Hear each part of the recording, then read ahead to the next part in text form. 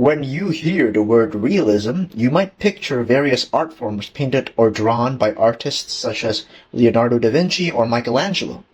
They picture realistic, accurate arts without a sense of surrealism or fantasia within them. Today we're going to be discussing what realism truly is in the context of international relations. Now, before we can understand what realism is, we must first understand its antithesis, its opposite, and that's what we call liberalism. Liberalism believes in the pure concept of international peace and order. Peace and order can only be maintained and accomplished through three different concepts. The first concept is called economic interdependence. All nations around the world would not wage wars or conflicts with one another if they are dependent on each other's economies, imports, and exports.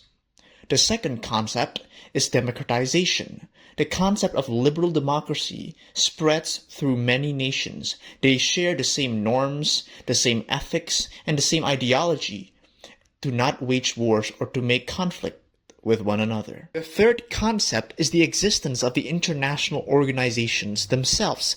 Organizations such as the IMF, the World Bank, UNICEF, the WTO, they exist in order to create opportunities of different nations. Liberalism itself is a sense of goodwill, a sense of foreboding within humanity, an end to all conflicts, wars, destruction, murder, and so on. So why does realists, or realism in its essence, seems to oppose it? There's one simple answer, one singular answer, and that is humanity cannot be trusted with the weapons and intelligence they have. Since the failure of the League of Nations after World War I, due to the lack of hegemony support from the US and the rise of World War II from Germany, idealism within the world faded, replaced by a decade of realism amongst international relations scholars and nation-states.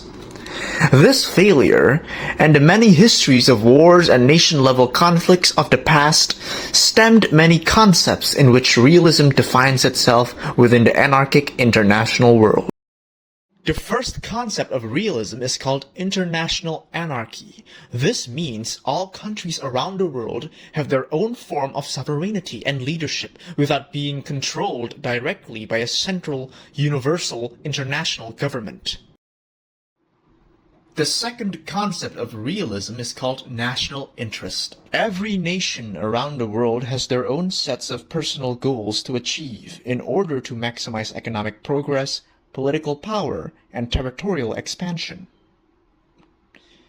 They will do any actions necessary in order to achieve their own goals, whether through diplomacy, trade, or even territorial or regional war. It is a struggle for international power and hegemony in the end, and national progress is an ultimate priority over other states and civilizations. The third concept is called security dilemma. Whether a nation is defending themselves or preparing for an offensive on others, their actions will create a sense of international chaos and mistrust. Every nation views one another as a potential threat, a military threat that could imbalance a whole region or territory.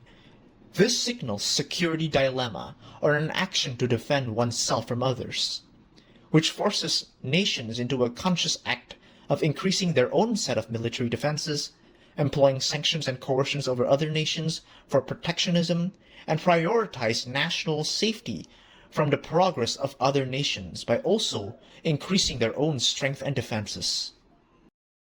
The last concept is called the balance of power.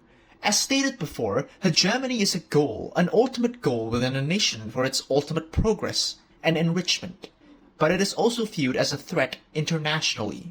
In order to hinder the disastrous events of World War I and World War II nowadays, weaker and developing nations must ally themselves with one another, economically, politically, and militarily, in order to oppose a rising hegemony within their regions, to promote peace, stability, and order without any form of conflict.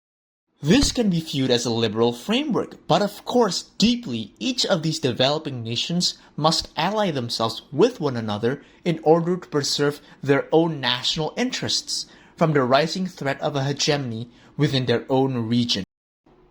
In the end of the day, the world itself is simply unpredictable, with new non-state actors and state actors clashing with one another, creating new conflicts, making new issues to be resolved with. The world is simply an unpredictable sort of chaos that we cannot solve easily. But that does not mean we cannot predict what's going to happen next. We must adapt. We must evolve our critical thinking skills. We must recognize the correct patterns through history, through mathematics, through statistics, through psychology even, in order to recognize how each and every one of these different actors react or coordinate with one another, and how we can stop them from creating more and more conflicts. Make sure to like the video and subscribe to the channel for more updates on international relations itself. Ciao!